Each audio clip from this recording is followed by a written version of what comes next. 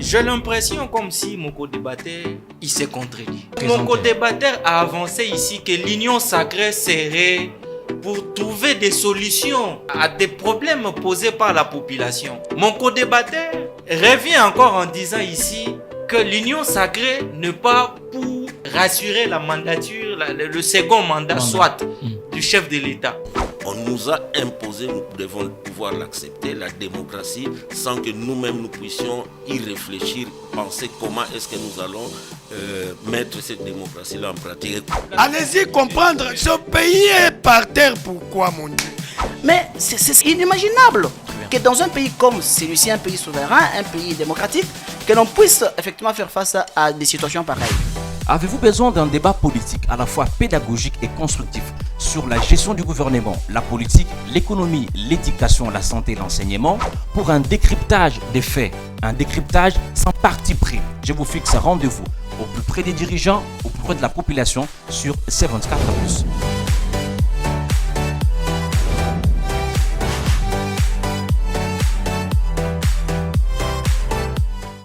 Mesdames et messieurs, merci de nous faire confiance et bienvenue dans ce nouveau numéro de votre émission Débat 24+. Merci de votre fidélité, merci de nous faire parvenir vos questions sur YouTube, Facebook, merci de nous suivre sur TNT, BlueSat, merci de votre fidélité.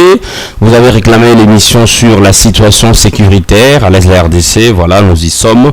La situation opérationnelle en RDC est dominée par les attaques des forces loyalistes contre les terroristes du M23 RDF et les incursions récurrentes observées sur les axes du Nord et du Grand Kivu. Et sur le terrain, les affrontements sont signalés dans les collines surplombant la cité des Saké, dans le territoire de Massissi. On nous signale qu'il y a eu l'explosion d'une bombe à 27 km de Goma. On parle de Saké bien sûr. Une explosion qui a causé plusieurs morts et plusieurs blessés. On va essayer de comprendre qu'est-ce qui bloque, n'est-ce pas, la situation sécu à l'Est? Est-ce que les solutions sont-elles prêtes? Sont-elles à la table? Est-ce que c'est la politique qui bloque les choses? On va essayer de comprendre la problématique de notre émission aujourd'hui. Pour ce faire, j'ai l'honneur de recevoir sur ce plateau une personne qui n'est plus à présenter, Maître Serge Anguebamba, qui j'ai dit merci, bienvenue. C'est moi qui vous remercie. Analyse des questions politiques.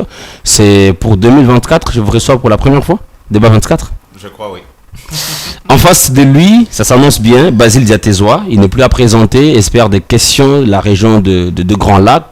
Vous voyez la proximité de la question, sécu à l'Est, mais un expert est là, mais aussi ancien président de la fédération UDPS Benelux, à qui j'ai dit merci et bienvenue. Merci, je suis toujours content d'être avec vous, quoi. Moi de même. Première question, qu'est-ce qui se passe à Goma? C'est l'insécurité totale, et je crois que il est plus que temps qu'on amorce la paix, parce que ça devient absurde. On se lance dans une aventure guerrière, mais il y a des civils, nos compatriotes qui souffrent, ainsi de suite. Donc il faut nécessairement qu'on trouve une solution politique. Bon, bien sûr, chaque camp a son narratif. Tout à fait. Et je crois que il est plus que temps que des esprits de bonne volonté se retrouvent ensemble pour essayer de tracer la bonne direction pour le pays. Maître Serge Angué, rebondissement de la situation sécu à l'Est, quelle est votre lecture? Quelles sont les informations que vous avez? Ma lecture est presque celle que nous trouvons un peu partout dans le couloir, mais que nous voudrons quand même recadrer. Ouais. C'est vrai que nous sommes attaqués. Nul n'ignore à ce jour que le Rwanda, par les billets de M23, les RDF et autres, tout ça, sont sur le territoire congolais en train de vouloir chasser la population congolaise, récupérer les territoires congolais pour bénéficier les minéraux de notre pays. C'est comme mon co-débatteur vient de le dire, nous avions beau dénoncer, nous avons beau crier, nous avons beau parler, mais il n'y a toujours pas eu de solution. Quel que soit tout ce que nous pouvons faire aujourd'hui, quel que soit tout ce que nous pouvons dire aujourd'hui, il est grand temps que tous les Congolais se réunissent, se soulèvent pour l'intérêt primordial de la nation. Et ce soulèvement de la population, parce qu'il y a certaines choses, pour que ça arrive, il faut qu'il y ait une révolution. Nous sommes appelés à une révolution. Révolutionnons de sorte que nous puissions récupérer notre pays, nous puissions récupérer nos terres et que nos compatriotes vivent en paix. Parce que c'est inadmissible que moi, je roule carrosse dans toute sécurité à Kinshasa, mais qu'un jeune de mon âge, entrepreneur ou commerçant ou militaire, se trouve dans une situation où il ne sait à quel sens se vouer. Très bien. Alors il est important que l'on se soulève, qu'on mette nos divergences politiques à côté, parce que de l'intérieur, lorsque nous sommes attaqués, nous sommes appelés d'abord à nous unir en tant que famille. Ouais. Nous ne sommes pas famille parce que nous sommes dans des différents partis politiques ou nous sommes dans des différents camps politiques, mais nous sommes d'abord famille congolaise parce que nous sommes tous congolais sur les territoires congolais. Il est grand temps qu'on s'unisse, opposition, majorité, neutre, société civile, que nous soyons unis autour d'une même table, qu'on trouve des solutions politiques, juridiques et pragmatiques qui peuvent nous permettre à déjouer l'esprit de l'ennemi. Je reviens à vous, M. Basile Diatezoa. L'explosion ayant fait des morts à Saké, à 27 km de la ville de Goma, est-ce que c'est, comme on dit, la goutte qui vient déverser la vase? Vous savez, Maître vient de donner sa petite réflexion et je comprends le narratif qu'il a expliqué.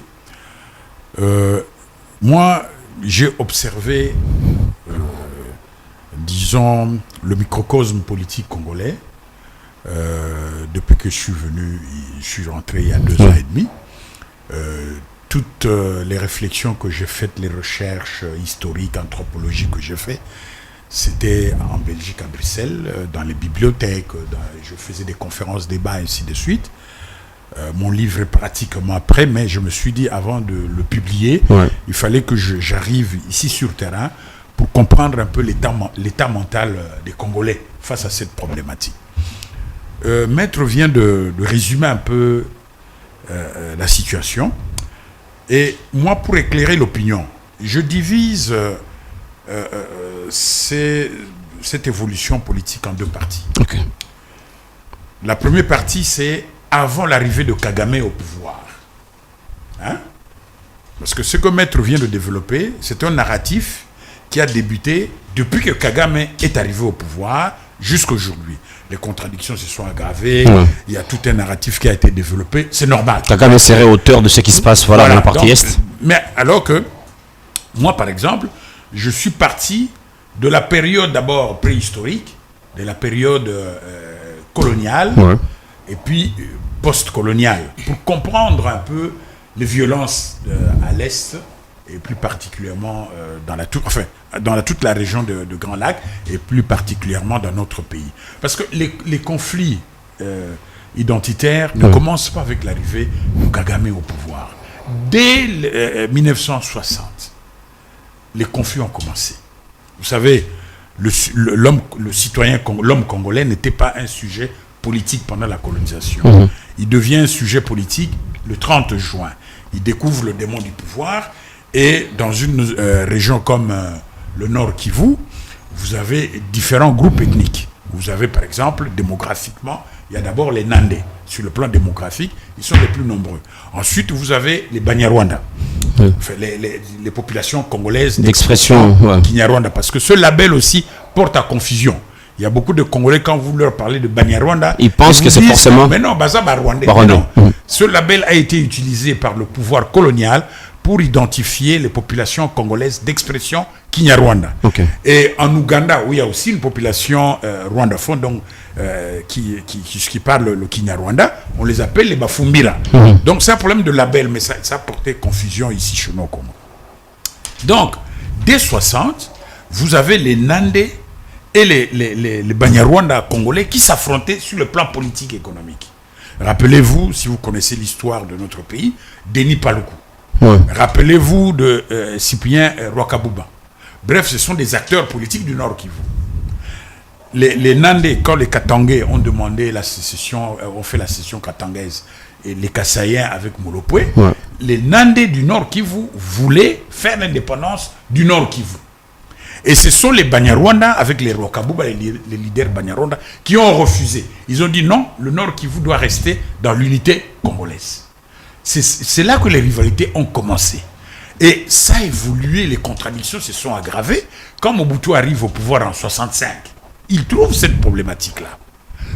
Qu'est-ce qu'il va faire? Il va prendre Denis Paluku, il va le nommer gouverneur au Bas-Congo.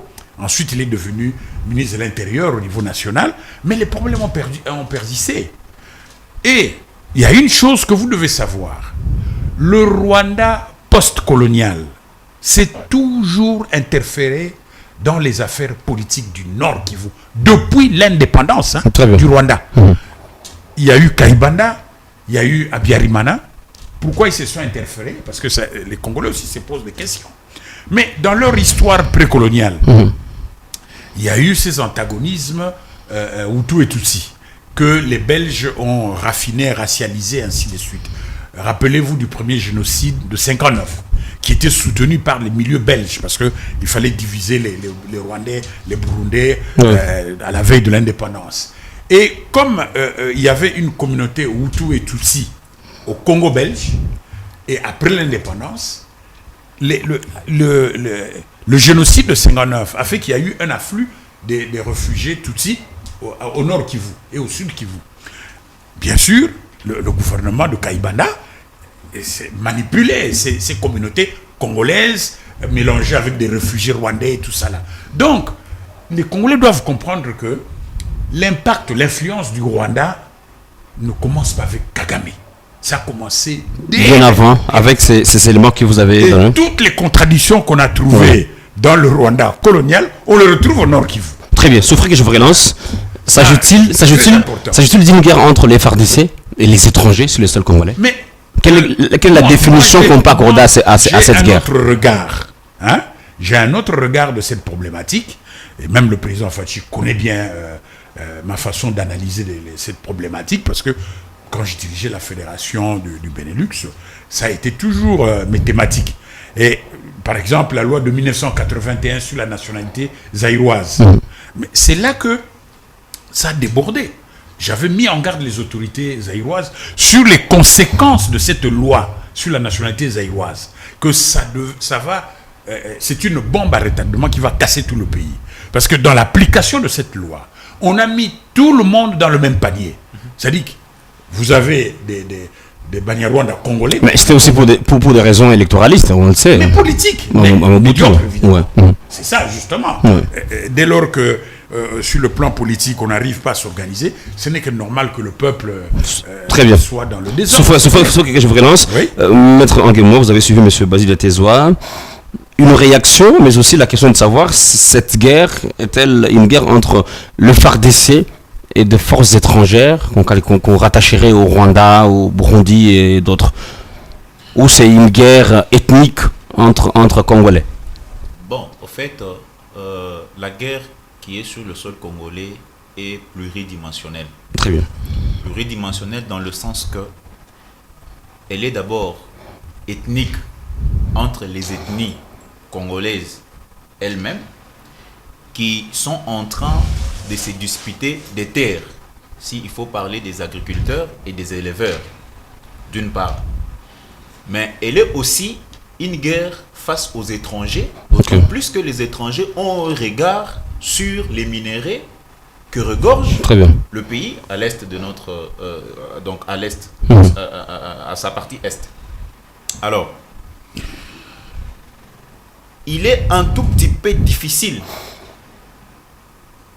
à l'heure actuelle de chercher à séparer qui sont ces nationaux qui font cette guerre ethnique, qui sont une minorité et qui réclameraient. On va vous dire, vous allez apprendre même auprès de ceux qui sont sur place ou à travers les informations que la plupart des tueries qui se sont perpétrées à l'est du pays se sont perpétrées à quelques kilomètres des bases militaires qui surveillent les contrées. Très bien. Il y a la MONUSCO à 50 mètres ou à 100 mètres Mais vous apprenez qu'on a qu'il y a eu des tueries. immolés, Ouais.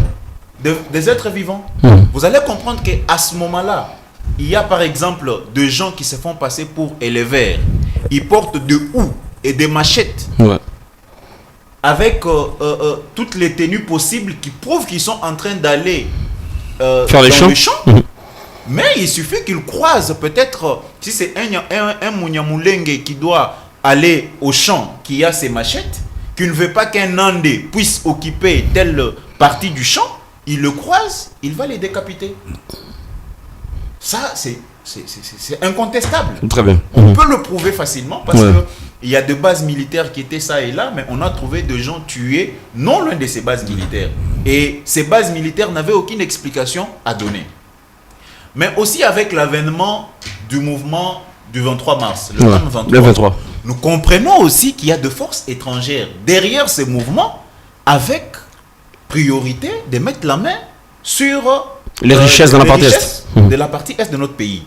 Parce que, comme Monsieur Basile. Monsieur Basile venait de le dire, les conflits ou bien l'ingérence du Rwanda dans les affaires internes de la RDC date de longtemps, d'avant Kagame. Nous sommes d'accord. Mais pour quel intérêt? Nous regardons d'abord la position géographique du Rwanda. Quelle est la position géographique du Rwanda? Aujourd'hui, nous regardons l'expansion ou bien les degrés avec lesquels le Rwanda s'est développé. On s'est dit, mais le Rwanda a quelle industrie? Le Rwanda a quelle activité économique? Et je pense, il y a une fois, le président rwandais a dit sur les chaînes internationales que le Rwanda est en train de se développer grâce au montage des ordinateurs. Tout à fait. Mais ces montages des ordinateurs, vous allez croire que uniquement le montage des ordinateurs qui va faire galoper le développement de ces pays s'il n'y a pas effusion du sang pour soutirer le minerai et peut-être vendre, parce que par moment, il s'est fait passer comme commissionnaire entre les étrangers et le sol congolais ou bien le gouvernement congolais. Je prends l'exemple de blocs pétroliers. Il y a un moment où le président rwandais s'est mis en contact avec le ministre des hydrocarbures pour coopérer de sorte qu'on vende le bloc pétrolier, je crois, à Total Energy ou un truc comme ça. Donc c'est pour dire que cette guerre est multidimensionnelle. Et je crois que Didier Boudou avait dit non. Voilà. Cette guerre est multidimensionnelle. Puisqu'elle est multidimensionnelle, nous, la population congolaise, nous avons notre part. Très bien. Le gouvernement congolais a aussi sa part de responsabilité. Que chacun, là où il est, prenne conscience pour savoir comment défendre l'intérêt de notre pays. Très bien. Merci beaucoup, Maître Serge Angué. Mesdames et messieurs, vous suivez Débat 24. Aujourd'hui, nous abordons la problématique de la situation sécuritaire de la partie Est. Maître, je reviens vers vous. Comment est-ce que vous appréciez, n'est-ce pas, l'accompagnement de Wazalendo, les Wazalendo aux côtés des FARDC? Bon, écoutez, l'accompagnement des Wazalendo, jusqu'à preuve du contraire, moi je ne trouve pas d'inconvénient. Très bien. Mais seulement nous nous posons la question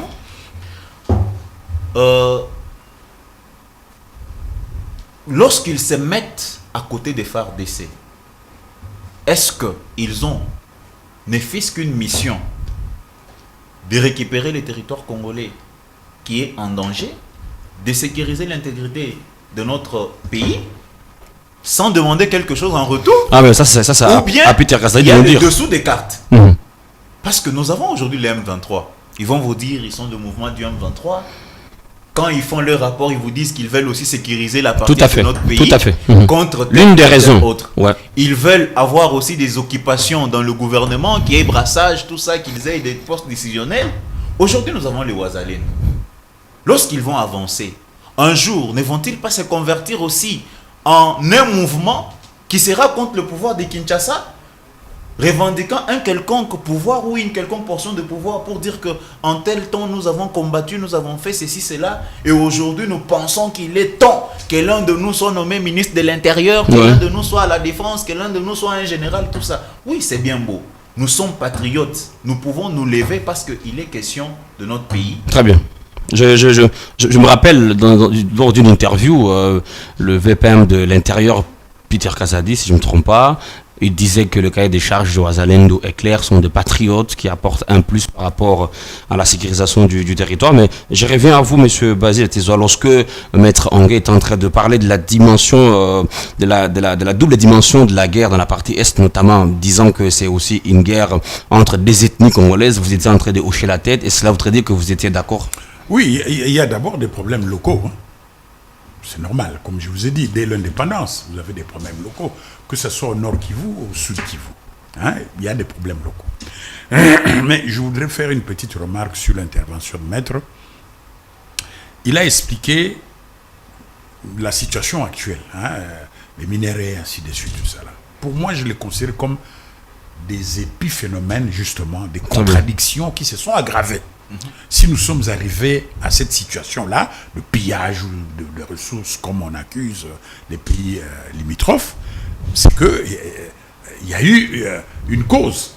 Hein, donc, dans ce principe de causalité, c'est là où nous devons nous montrer responsables. Mais on ne doit pas se dire que ce qui se passe à l'Est, c'est par rapport c'est la défaillance de l'État. Aux ressources.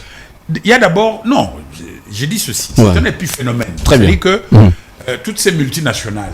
Ne vont pas investir dans un Congo en chaos, n'est-ce pas? Bon, si autour du Congo, il y a des pays plus ou moins stables qui peuvent s'organiser en respectant les normes, le droit international, le Rwanda, quand le Rwanda vend ses minéraux, c'est en respectant les consignes de l'ITRI. Le commerce international. Ah oui. Puisque qui vont vendre les minéraux dans les comptoirs rwandais? Ce sont des Congolais. Puisque au niveau interne, nous les Congolais, nous sommes incapables d'organiser notre marché des minéraux. Bon, tous ces opérateurs dans les pays, dans les zones de l'Est là, ben, ils traversent les frontières pour les vendre. Donc ici, comme je vous ai dit, si nous prenons la période de Kagame jusqu'aujourd'hui, hein, dans notre crise à l'Est là, on voit que les contradictions se sont aggravées. Très bien. Parce que sur le plan idéologique, vous savez que le Burundi, c'est la base idéologique pendant la période coloniale de l'idéologie, disons de l'hypothèse hamitique. Hein, c'est-à-dire que l'idéologie raciste contre les Tutsis et les Hema, hein, donc les Hamites. Le fief idéologique, c'est le Burundi. Bon, évidemment, les Hutus au Rwanda aussi ont été manipulés par ces milieux belges, catholiques, ainsi de suite. Ils ont raffiné leur combat jusqu'à inventer le concept de Hutu Power. Et avec l'afflux, avec l'arrivée de Kagame au pouvoir, qui est Tutsi, ça renforce la peur, l'idéologie hamitique. Pour dire que voilà, le Tutsi a pris le pouvoir le fascisme, au Rwanda, et en Ouganda, c'est un Hema ougandais, donc Museveni. Donc cette idéologie maintenant va être amplifiée. Et les Hutus du Rwanda et du Burundi vont demander aux populations congolaises dites Bantous de la région de l'Est de faire une alliance des Bantous contre les Hamites, hein, qui veulent créer l'Empire Hima. Donc, tu as tout ce narratif-là idéologique qui fait que les contradictions s'aggravent et il y a des acteurs politiques de la région, que ce soit au Rwanda, au Burundi et au Congo, qui trouvent la source pour leur narratif politique. Hein? Bon, donc, c'est pour cela que je dis, les décideurs congolais doivent avoir un recul intellectuel et politique. Parce que qu'est-ce que nous voulons dans notre pays? Très bien. Nous voulons d'abord l'unité de notre pays. Et je pense que ces jeunes-là qui se battent dans le M23 n'ont jamais demandé qu'on coupe un morceau du territoire congolais pour qu'eux deviennent, qu'ils appartiennent à une autre nationalité ou à la nationalité rwandaise. Ils n'ont jamais réclamé ça. Nous voulons l'unité du pays. Ils ont des griefs qui semblent être fondés au niveau de la communauté internationale, ainsi de suite. Donc, il faut tenir compte de ça. Nous voulons la paix. La paix, parce que sans la paix, on ne pourra jamais créer de richesse. Et puis la cohésion nationale. Ce sont les trois principes pour un acteur, disons pour un gouvernant congolais responsable. Il doit tenir compte de ces trois principes de base. On ne peut pas négocier avec ça. l'unité, la paix et la cohésion nationale. Donc c'est ainsi que moi je dis, quelle que soit la situation actuelle, les violences qui se sont aggravées, tout ça là, nous devons transcender l'émotion. Est-ce que le Congolais a cette dimension-là de transcender l'émotion? Je parle des de gouvernants. voir l'autre, le Non, gouvernant. je parle le gouvernant, parce que dans le cours de cette émission, je crois que vous et moi, on a eu une discussion dans le sens que l'élite intellectuelle Mais c'est ça. a un rôle à jouer, mais elle est défaillante en fait. Mais vous savez, Est-ce qu'elle est prête à transcender l'aspect émotionnel? il y a des acteurs qui peuvent le faire. Vous savez, chaque peuple a des aspirations. Mais un peuple ignore les voies et les moyens pour atteindre ses aspirations. C'est l'élite politique qui a ce devoir politique, justement, de conduire ces peuples vers ses aspirations. Mais si l'élite politique développe un narratif qui embrouille le peuple, mais ce n'est que normal qu'on assiste à ce qui se passe. À ce qui se passe actuellement. C'est ça. Le peuple... Très bien. Souffrez, je vous relance. Maître Nguemoma, vous êtes avocat, praticien. Est-ce que la RDC doit-elle compter sur une quelconque solidarité internationale par rapport à ce qui se passe à l'Est? Bon, la RDC d'abord est un État souverain. Il a acquis sa souveraineté, elle a acquis sa souveraineté depuis 1960. Sur le plan international, il y a des principes qui régissent les relations entre États. Il y a la solidarité. Les pays doivent être d'abord solidaires, les États doivent être solidaires. Mais chaque État souverain a sa façon de diriger et de conduire sa population. Et il y a un principe de droit qui fait partie même du sujet de mon mémoire de licence, l'ingérence politique, la non-immixtion dans les affaires internes de l'État. Très bien. Ça veut dire, au regard du fait que tel, c'est peut-être les États-Unis, la France, l'Afrique du Sud et autres, tout ça, ils sont d'abord égaux par le simple fait que eux tous sont reconnus comme États souverains. Théoriquement.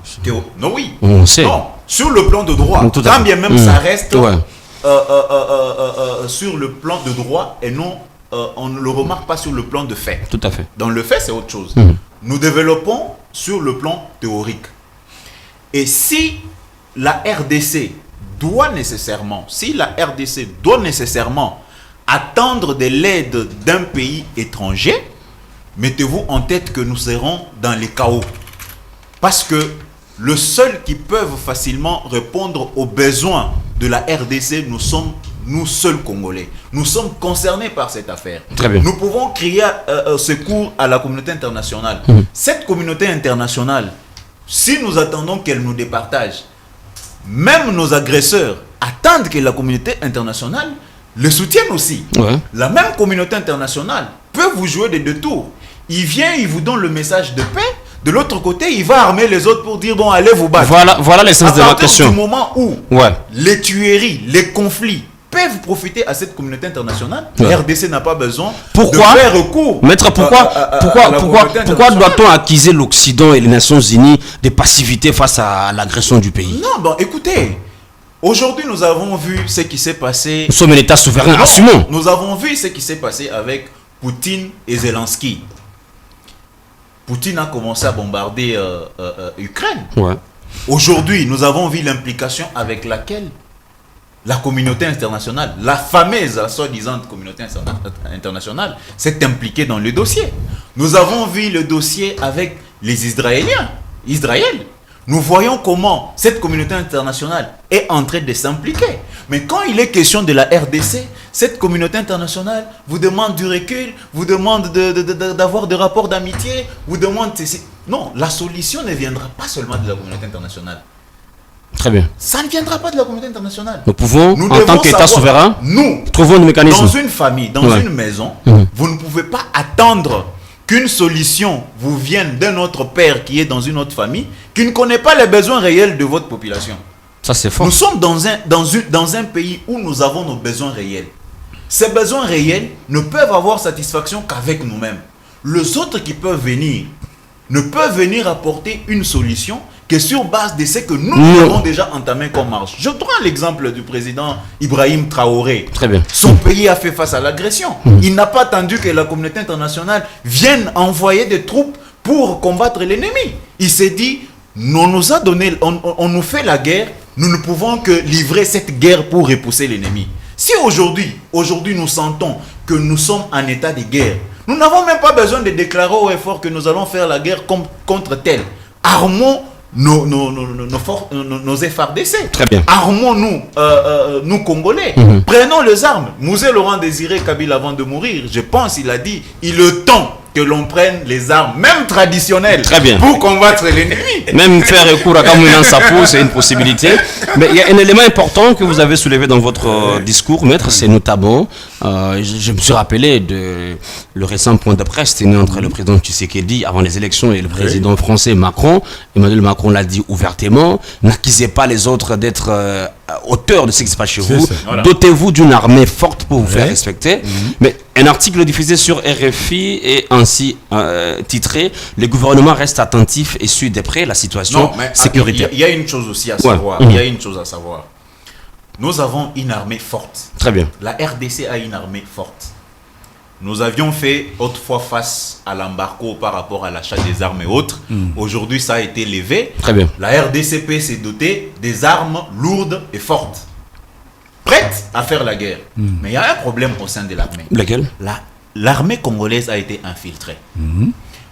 À partir du moment où cette armée a été infiltrée, vous allez comprendre que tout le plan... C'est pas un discours qui consiste à se dédouaner. Non, on ne se dédouane pas. Tout le plan qui peut se faire au niveau de l'armée seront déjà dans les camps de l'ennemi. Si cette armée, si les infiltrés sont là pour les intérêts de nos ennemis, la meilleure des choses à faire, comme on a toujours dit, avant de guérir une plaie, avant de bander une plaie, il faut la nettoyer, il faut la poncer. Faisons l'autopsie au sein de notre armée. Très bien. Voyons qui est qui au sein de notre armée. Comment tel est arrivé général dans cette armée? Comment tel est arrivé colonel? Il a fait quelles études? Espérons qu'on va y arriver. Espérons. Souffrez. On va évoluer. Je sais que M. Basile aura une réaction par rapport à l'intervention de Maître Anguel. Je rigole un peu. Parce que Maître a développé un narratif qui est commun, qui est trivial ici. L'armée est infiltrée, ainsi de suite, tout ça là, on connaît. C'est un narratif officiel. Bon, donc ça c'est rien. Comme je dis, ce sont des épiphénomènes. Vous savez, une communauté humaine qui s'organise politiquement se fixe des objectifs. Et pour atteindre ces objectifs, il doit avoir un instrument. Cet instrument, c'est l'État. Il faut un État viable et responsable pour avoir une armée dissuasive. Le maître a parlé de notre armée qui est efficace, ainsi de suite. Mais comment expliquer que face à l'ennemi, on est en déroute? Bon, les uns vont dire, il y a infiltration. Bon, j'appelle mes maladies. Bon, infiltration, oui, mais ces gens-là que vous prenez pour infiltrer, infiltré pourquoi? Pour arriver à quoi? Puisque avant que Kagame n'arrive au pouvoir, vous aviez des Tutsis qui étaient dans l'armée. Une personnalité comme le général Bisengimana. Très bien. Il a fait les faux de Kananga. Avant que, à l'époque de Mobutu, il a été dans la garde civile avec les Baramoto, tout ça là. Bon, Kagame arrive au pouvoir en 94 là. Comment des gens comme les Bisengimana soient des agents d'infiltration du Rwanda? Non, ça sont des aberrations, des arguments qui ne tiennent pas debout. Parce que si on doit peut-être viser tous ces Français, ces Américains ou ces Belges qui sont dans différents ministères ou dans différents départements de notre armée, on va dire que ce sont des infiltrés aussi. Ce sont des étrangers pourtant. Très bien. Et pourtant, s'ils veulent bien infiltrer notre pays, ils ont tous les moyens pour le faire. Mais si nous estimons que le Rwanda nous infiltre, pourquoi est-ce que nous sommes incapables d'infiltrer le Rwanda? Aussi le Rwanda. Mais non, tout ça, ce ne sont pas des arguments que moi je cautionne. Je dis ceci, reconstruisons notre pays sur des bases objectives. Très bien. L'État, d'abord, on a parlé de Wazalendo, qui a le monopole de la violence dans un État responsable. Vous appréciez l'approche de Wazalendo? Non, personnellement non. Mais il dit clairement. Le cas du Soudan aujourd'hui. Le Soudan est cassé. Pourquoi? Parce qu'il y a la milice là. qui était soutenu par l'armée nationale. Et cette milice, maintenant, comme il a dit tantôt, réclame le pouvoir. Donc, si l'État veut prendre ces jeunes de Ouazalendo dans l'armée, mais qu'il les recrute, qu'ils soient sous le drapeau de FRDC. Et c'est ce qui donne les arguments au Rwanda, qui dit que ces Ouazalendo, là, au fond, sont des FDLR. C'est pas possible. Ah, mais oui, bien sûr. Pour le Rwanda, ces Ouazalendo sont des FDLR. Parce que c'est en principe ça. Nous, on acquise, mais le Rwanda, c'est des douanes. Le Rwanda a son problème fondamental qui est problème sécuritaire. La présence des FDLR, des Hutus extrémistes au Congo. Ces Hutus extrémistes jurent toujours qu'ils veulent aller finir leur travail, qu'ils n'ont pas achevé. Et pour le Rwanda, ce n'est que normal qu'ils soient regardants vis-à-vis de ces extrémistes Hutus rwandais. Vous comprenez? Donc, c'est à nous, Congolais, à faire attention. Si la communauté internationale a des éléments probants que nous trafiquons avec les FDLR, hein, les extrémistes Hutus rwandais, ben, ils vont dire, mais écoutez, mais pourquoi est-ce que Kinshasa doit se comporter ainsi? Comme ça. Voilà. Donc, il faut faire attention. Moi, je veux bien, si ces jeunes-là, comme vous dites, ce sont des patriotes, ben, ils n'ont qu'à entrer dans l'armée. Hein? Voilà, s'enrôler normalement. S'enrôler dans l'armée. C'est la question que nous avions tous soulevée. Je disais tantôt que ce que nous n'aimerions pas, c'est qu'on tombe dans les aspects tels qu'ils commencent à réclamer des droits, le droit au regard de ce qu'ils ont fait. C'est ça. Par contre, le chef de l'État a lancé un appel que ceux qui sont prêts à défendre le pays se fassent enrôler dans l'armée. Mais voilà, justement. Alors, pour éviter, à moins que la RDC, les autorités congolaises nous disent que non, nous reconnaissons les statuts de Ouazalendo comme bras séculiers de l'armée. Mais, au cas contraire, ils sont appelés à rejoindre les FARDC et travailler sous le drapeau. C'est l'État, donc l'armée nationale, qui a le monopole de la violence. Voilà.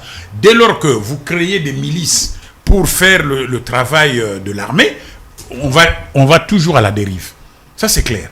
Donc, moi, personnellement, cette histoire de Ouazalendo là, ben, qu'il soit intégré dans l'armée. Très bien. Souffrez que je vous pose une question de relance. On a vu sur les réseaux sociaux cette montée en puissance de mobilisation, manifestation. Sur les pancartes, on a vu des messages tels que « Dégagez, bande d'hypocrites, agissez ou partez, l'Occident complice du génocide congolais ». On a vu des voitures de la MONUSCO être brûlées. On a vu les ambassades, notamment l'ambassade américaine, chinoise, portugaise, être attaquées par des manifestants. Est-ce que la population congolaise doit-elle en arriver jusqu'à là, Maître Angué? Non, moi je pense que ça n'est de trop. Ça n'est de trop, pourquoi? Dans le cas de manifestants ou dans le cas de ce qui se passe à l'Est? Des manifestants. Non, des manifestants. Très bien. Je suis en train de parler. Je suis congolais, je vis à Kinshasa. Je ne suis pas d'accord avec ce que mes compatriotes sont en train de faire. Très bien. Aller faire de troubles au niveau des ambassades, brûler, incendier, ça, tout ça, faire de marches, de manifestations, ne réglera en aucun cas l'affaire. Très bien. Par contre, ces jeunes devaient se réunir, faire pression au gouvernant. La solution de la RDC est entre le main de gouvernants qui ont le destin de ces pays. À partir du moment où tel ou tel autre est président de la République, il est ministre, parce qu'on doit se dire, c'est comme mon co-débatteur, M. Basile, venait de le dire, nous voulons atteindre un objectif, nous voulons nous avons une vision, on doit avoir un objectif et nous devons nous doter de moyens. Je me dis, aujourd'hui, tout à l'heure, l'émission était à 13h30. Très bien. Alors, pour être à temps, qu'est-ce qu'on s'est dit avec les embouteillages? Je dois quitter avant. Je peux être calé dans les embouteillages. Je peux arriver avec 5-10 minutes de retard. Mais quand même, nous allons commencer l'émission. Très bien. C'est la même chose. Le président de la République, en étant commandant suprême de notre pays, il sait d'abord lui-même où il est en train de mener notre pays. Il a les destins de notre pays entre les mains.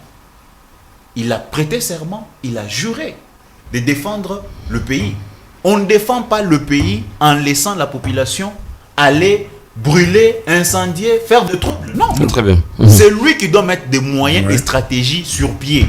Il s'est dit, pour qu'on arrive à pacifier l'Est de notre pays, voilà ce que moi je pense. Il est civil, on va le comprendre. Je pense à ceci, à ceci, à ceci, et par la suite, les techniciens, le ministre qui l'entoure, vont débattre dans le Conseil des ministres, pour dire qu'au regard de ça, avec nos phares d'essai, avec ceci, nous allons arriver à pacifier de cette façon. Mais aller devant les ambassades, brûler, non, ça c'est un acte barbare. Merci maître Anguet. Monsieur Basile, tes zones sont en train de chuter. Je vais vous poser une dernière question, mais avant votre réaction, comment justifier des manifestations qui ont éclaté à Kinshasa le week-end jusqu'à aujourd'hui, qui a pour cible les ambassades, les corps diplomatiques, les corps consulaires? Le peuple est désemparé par le narratif officiel. Le peuple ne se retrouve plus. Et rappelez-vous, à un certain moment, il y a des sénateurs là qui sont allés à Goma pour accuser publiquement la MONUSCO, ainsi de suite, tout ça. Mais tout ça, ça crée des contradictions. À un certain moment, bon, on appelle les militaires, les soldats de l'EAC. Très bien. On a vu les contradictions. On a vu. Maintenant, la SADC est là. On voit bien les contradictions aussi. Parce que ce ne sont pas les étrangers qui viendront mourir à la place des Congolais. Même pas. Pour pacifier. C'est un travail national. Moi, ce que je veux dire pour clôturer ce débat, et j'attire l'attention à nos gouvernants, il faut d'abord dissocier le dossier du Rwanda, le dossier sécuritaire du Rwanda, et le dossier du M23. Le dossier du M23, c'est un dossier congolo-congolais. Le dossier du Rwanda, c'est entre deux États, c'est-à-dire l'État congolais et l'État rwandais. Donc, que notre gouvernement prenne ses dispositions pour aller dans ces deux directions-là. Voilà. Vous, les M23, venez avec vos griefs, on discute ainsi de suite, tout ça là. Vous, l'État rwandais, entre nous, les États, les intérêts, ainsi de suite, voilà, on discute. Mais si vous déniez, parce que le discours que je vois aujourd'hui, on dénie même l'existence du M23 comme étant une rébellion congolaise. C'est une faute politique grave. Parce que quand vous dites que ce sont des Rwandais qui sont au Congo, les M23 sont des Rwandais, mais vous aggravez des contradictions. Et ça va nous coûter très cher. Parce que la communauté internationale nous observe. À un certain moment, si des experts au niveau international arrivent à la conclusion qu'il est impossible que les Tutsis ou les Rwandophones soient acceptés dans ce pays-là, eh bien, la communauté internationale va prendre ses responsabilités. Voilà. Le principe, le maître a développé le principe de souveraineté de l'État. Ce sont les Occidentaux qui ont inventé ces principes. Donc, la souveraineté, ce n'est pas un acquis naturel. C'est les autres qui feront de votre pays un État souverain. C'est comme ça. Donc, c'est à nous à prendre nos responsabilités. Merci beaucoup, M. Basile. Je vais revenir à vous, Maître Anguet. La dernière question pour vous deux. Vous avez relevé dans votre argumentaire que la guerre de l'Est, c'est une guerre multidimensionnelle. Ce qui demande aussi, comment on dit, mettre à la table plusieurs responsabilités. Il faut que chacun se justifie. À votre avis, comment pouvons-nous trouver une solution multidimensionnelle face à une guerre multidimensionnelle? Non, mais pour trouver la solution multidimensionnelle, l'une des possibilités a été soulevée tout à l'heure par M. Basile, que je félicite d'ailleurs. Il faut mieux faire les diagnostics. Très bien. Quand il y a un mauvais diagnostic, c'est que les restes, c'est foutu. Par contre, lorsqu'on fait un diagnostic, on s'est dit, par rapport aux communautés locales qui s'entretuent, que devons-nous faire? S'ils ont un problème de terre, l'État a les prérogatives de déplacer même certaines populations. Bien sûr. Pour des raisons de paix. Bon, écoutez, quand vous ne vous entendez pas, vous ne savez pas cohabiter, ok. Les Nandais, par exemple, c'est un exemple. Je ne sais pas que ça se passe comme ça. Ça se passe comme ça. Vous restez là-bas, nous autres, nous allons vous déplacer, vous voulez rester là-bas. Vous pouvez rester de l'autre côté. Si ce sont les gens qu'on considère qui sont rwandais, on estime que leur présence à l'est du pays est en train d'apporter... serait une pierre d'achoppement. aussi les déplacer. Ouais. Écoutez, venez. Déjà, il y a une possibilité à ce jour, parce que l'État est en train de faillir aussi à l'une des situations. Il y a une possibilité à ce jour de déterminer l'identité de qui occupe où. Voilà. C'est depuis le départ de Mobutu que nous n'avons pas de carte d'identité dans notre pays. Mais est-ce qu'il suffit d'avoir juste une morphologie pour déterminer que tel est Rwandais? Voilà. Parce qu'il y a des Rwandais qui ont fait des enfants avec des Congolais. Mais bien sûr. Très bien. Il y a des Congolais qui ont fait des enfants avec des Rwandais. Nous n'avons pas d'identité. Du temps de Mobutu, si je peux revenir un peu pour clôturer, pour quitter une commune à une autre, on devait signaler à la commune. Même au quartier, on savait déjà que non, c'est M. Henri est en train de partir de telle commune, il sera dans telle commune, et c'est comme ça que ça sera. Il est dans telle commune, il va aller dans telle commune, et c'est comme ça que les choses vont se passer. Très bien. Mais aujourd'hui, le déplacement, quelqu'un peut voyager comme il veut, tout ça, on attire beaucoup plus d'attention quand on sait que tu es devenu ministre, on sent que tu as un langage contre le pouvoir, on commence un peu à te sécuriser, à veiller sur toi pour savoir tes déplacements. Mais il y a des gens qui peuvent faire pire que ceux qui ont un langage contraire au pouvoir. Merci beaucoup, Maître Angué. Je reviens à vous, M. Badiatizoa. Face à une guerre multidimensionnelle, la solution multidimensionnelle commencerait par quoi, à votre avis? Pour moi, d'abord, il faut qu'il y ait une volonté politique de pacification. Hein? Ça, c'est très important. Il faut que ceux qui s'occupent de ce dossier de l'Est soient des esprits positifs. Parce que j'ai constaté qu'autour du président de la République, qui gère ce dossier, il y a beaucoup d'esprits négatifs. C'est-à-dire que des gens qui sont là, non pas pour résoudre d'une façon responsable cette crise à l'Est, mais qui sont là pour aggraver, à inventer des narratifs qui aggravent des contradictions. Donc il y a d'abord ce problème de volonté politique. Ensuite, mettre en place une équipe d'experts pour conseiller le gouvernement.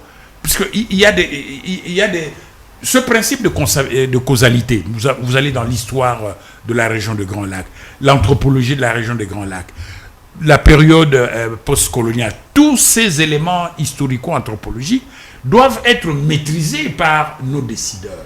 Est-ce le cas aujourd'hui? Je ne pense pas. Donc je crois qu'il est plus que temps de prendre nos responsabilités, donc d'avoir un esprit positif pour dire bon, on veut la paix, on veut l'unité du pays, nous allons résoudre ce problème pour la cohésion nationale. Merci beaucoup à vous, Maître Angué Mwamba, pour le fait d'avoir répondu présent à notre invitation. Merci à Monsieur Basile, toujours présent. Merci à nos amis qui nous suivent en ligne sur YouTube, Facebook, TNT BlueSat, Henri. J'ai l'impression comme si mon co-débatteur, il s'est contredit. Mon co-débatteur a avancé ici que l'union sacrée serait pour trouver des solutions à des problèmes posés par la population. Mon co-débatteur revient encore en disant ici que l'union sacrée n'est pas pour rassurer la mandature, le second mandat, soit du chef de l'État. On nous a imposé, nous devons pouvoir l'accepter, la démocratie, sans que nous-mêmes nous puissions y réfléchir, penser comment est-ce que nous allons mettre cette démocratie-là en pratique. Allez-y comprendre, ce pays est par terre, pourquoi mon Dieu? Mais c'est inimaginable que dans un pays comme celui-ci, un pays souverain, un pays démocratique, que l'on puisse effectivement faire face à des situations pareilles. Avez-vous besoin d'un débat politique à la fois pédagogique et constructif sur la gestion du gouvernement, la politique, l'économie, l'éducation, la santé, l'enseignement, pour un décryptage des faits, un décryptage sans parti pris? Je vous fixe un rendez-vous au plus près des dirigeants, au plus près de la population sur C24+.